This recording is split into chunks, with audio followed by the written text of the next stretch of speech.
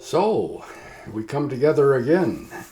This time it's Genesis 45, and it's in the Joseph narrative. And a subtitle in the NIV talks about Joseph makes himself known. Let's read the chapter. Then Joseph could no longer control himself before all his attendants, and he cried out, "Have everyone leave my presence." So there was no one with Joseph when he made himself known to his brothers, and he wept so loudly that the Egyptians heard him, and Pharaoh's household heard about it. Joseph said to his brothers, "I am Joseph. Is my father still alive?" But his brothers were not able to answer him because they were terrified at his presence. Then Joseph said to his brothers, "Come close to me." When they had done so, he said, "I am your brother Joseph, the one you sold into Egypt. And now do not be distressed, and do not be angry with yourselves for selling me here, because it was to save lives that God sent me ahead of you. For 2 years now there has been famine in the land, and for the next 5 years there will not be plowing or reaping.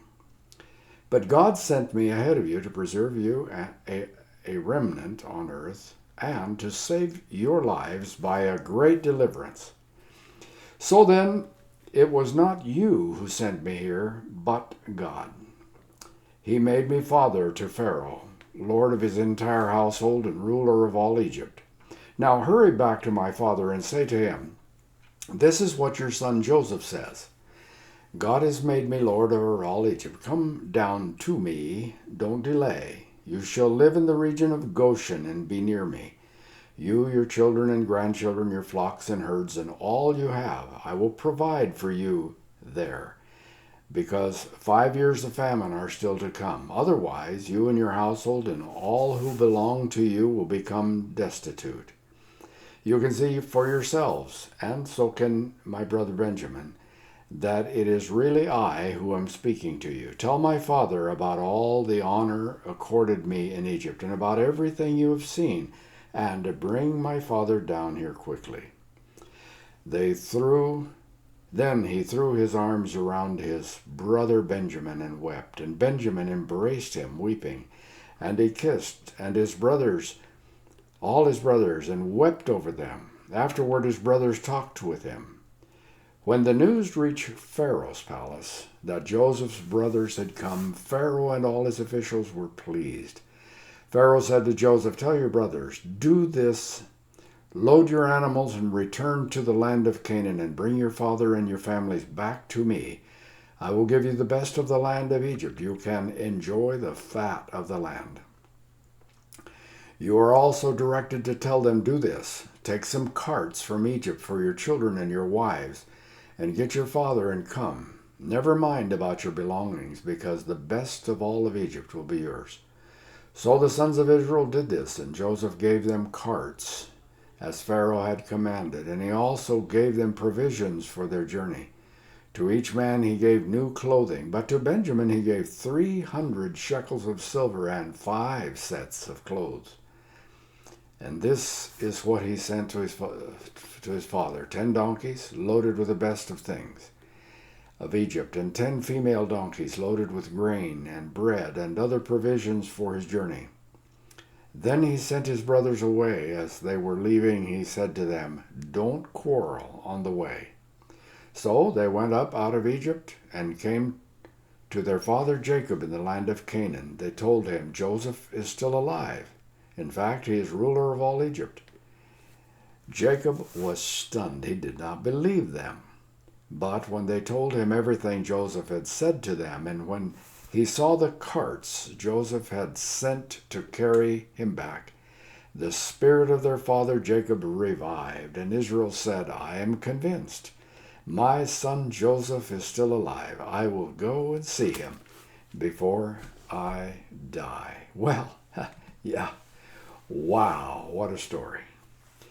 Well, we had the silver cup in the bag, and Benjamin was going to be enslaved. And they suggested that you could kill anybody that has your cup, and oh my, they would have they would have just thrown away Benjamin's life.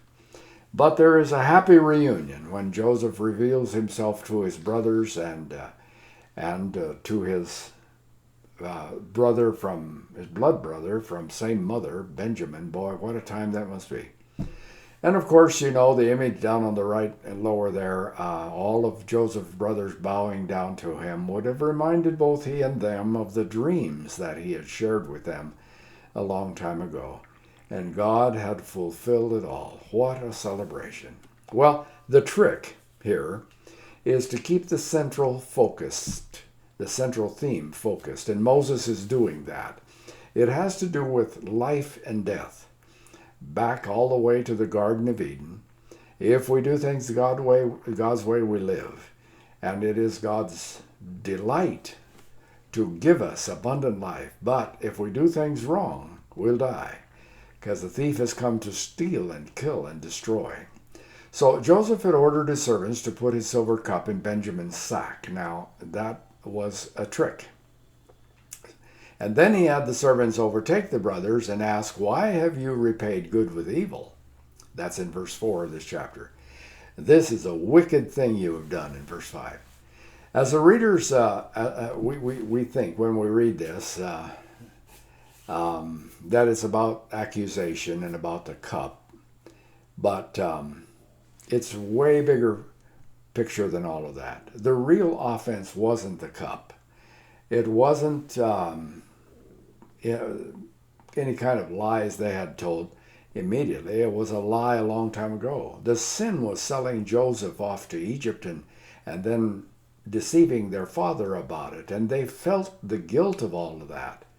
So the brothers immediately make reference to their previous trip. Now, we're honest men. See, we found the silver in our sacks, but we didn't do that, and we brought that silver back plus more. We're honest people. And let us show you by the honest things that we're doing how honest we are. Well, you see, how do you prove that you're honest and that you're good? Does your reputation precede you? You know, character is one thing. Reputation is how people know you. But there's a kind of a principle that floats, and that is that a good deed does not cancel a sin. Two wrongs don't make a right, and two rights don't cancel a wrong. So the lesson is that in a world in which ultimately justice does honestly prevail, an evil once done will not go unnoticed, unattended, or unjudged. Unless, of course, we confess it and come clean, and it is forgiven.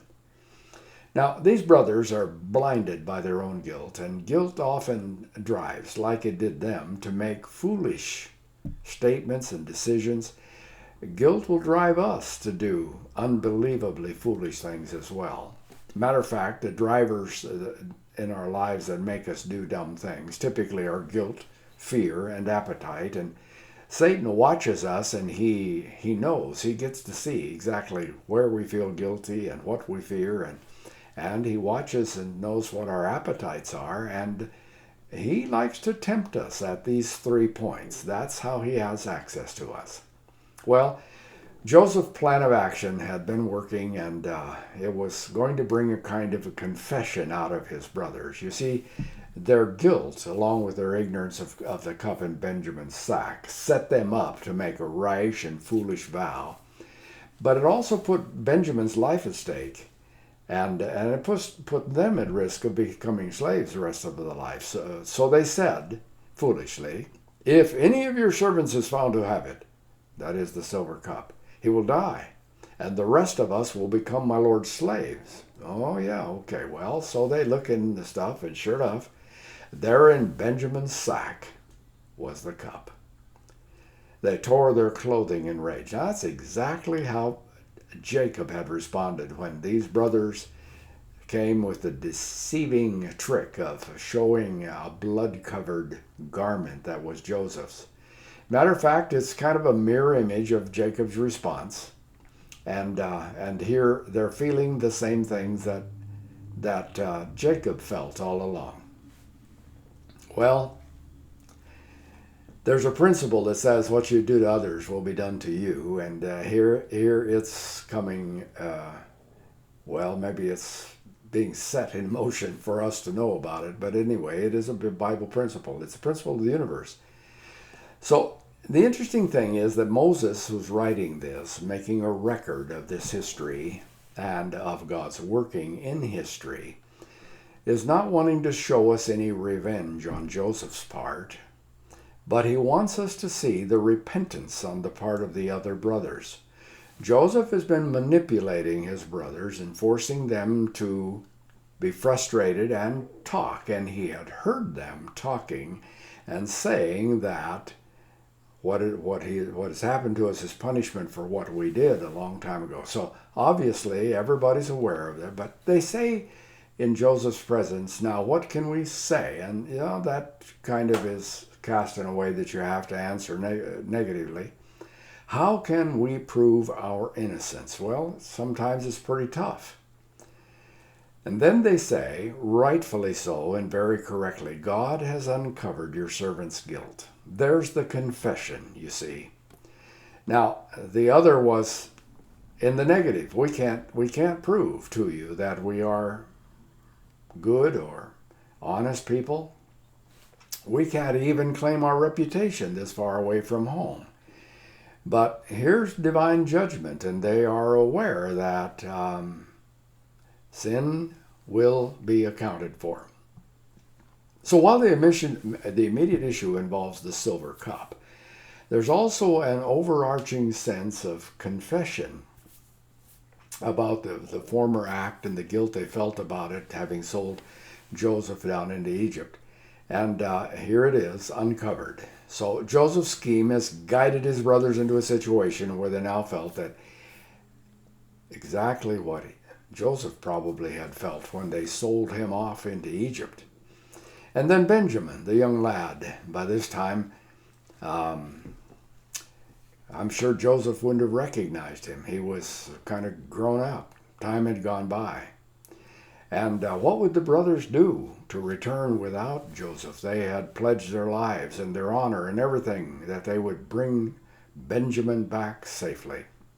So it's Judah that steps up and begins to intercede now and talk to Joseph. And in it there is confession in blame.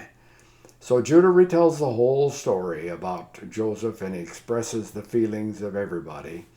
And he seems to imply that it's Joseph's fault, that it's what Joseph had told them to do that set them up for this trouble. And they were simply obeying Joseph, and they were obeying their father. And and in following instructions, they had walked right into this trap. So ultimately, Joseph is the one who is to blame for all of this. He had caused the predicament themselves. However, what comes out is that the real fault was evil done.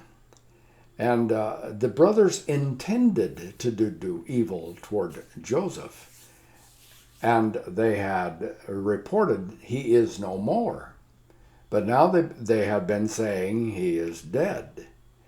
And just moving from the phrase, he is no more, to a kind of, we don't know what happened to him, to he is dead, is a form of confession. And then, as Judah appeals to Joseph, Judah appeals to Joseph there. He admits that they had been playing games with him.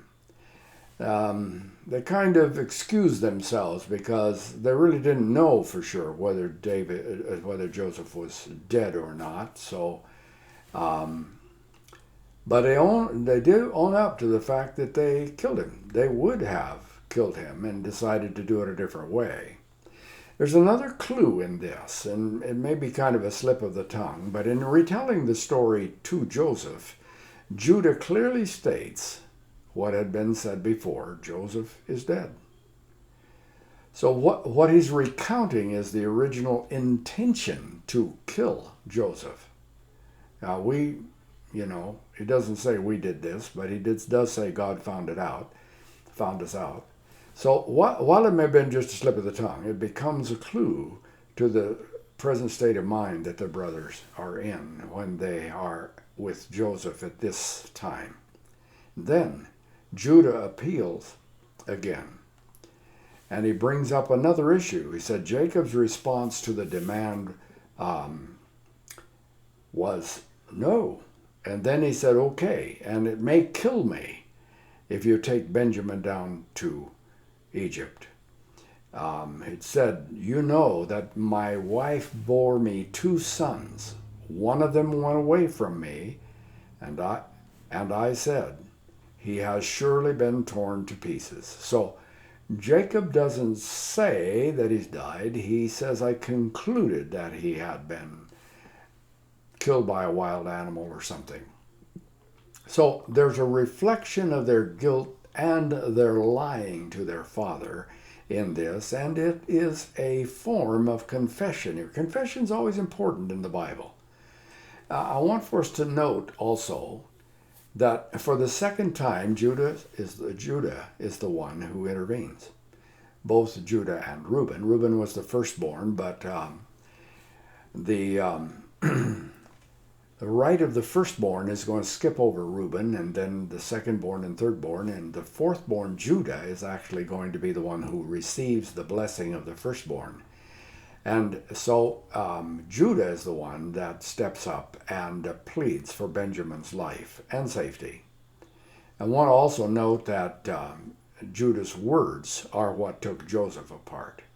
It was when Judah was talking to Joseph about his father's reaction and sentiments and so on, it absolutely took Joseph apart. So Joseph then reveals himself to his brothers, and what a reunion that must have been. Now, in the next chapter, we're gonna have a banquet scene, and I'm not going to be here next week. Matter of fact, I need to skip 3 weeks. I've been asked to return to Mozambique to do some teaching of pastors.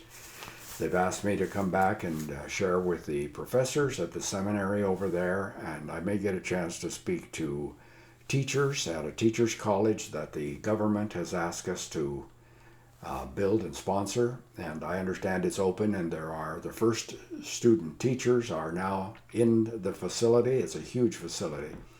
I've been involved in the raising of money for it, and I was at the school one other time, but by travel problems, we got there too late for me to share with the students. Apparently this time I may have time to share both with the students, and I understand there's 1,000 of them enrolled now. And the Teachers College will eventually be able to handle up to 4,000.